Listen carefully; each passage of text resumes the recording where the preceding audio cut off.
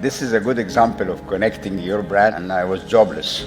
So, so I can't sit still like that. So, and I love building stuff. And so I went in 3-4 years, I became, and what happened Naguib Sawiris from Egypt. Sawiris' net worth has grown from $2.3 billion to $5 billion, a gain of $2.7 billion. With me.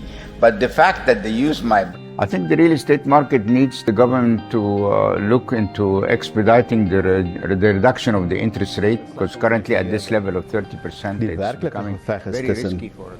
MultiChoice en een of ander plaaslike groepie wat nou wil flieks wys per televisie. Maar dit is die ou werk. Koos Becker from South Africa. Becker's net worth has increased from $1.7 billion to $3.4 billion, a gain of $1.7 billion. Miskien in 48 Afrika lande meeding met al hierdie spelers, Netflix, Google, Amazon, van die grootste in die wêreld.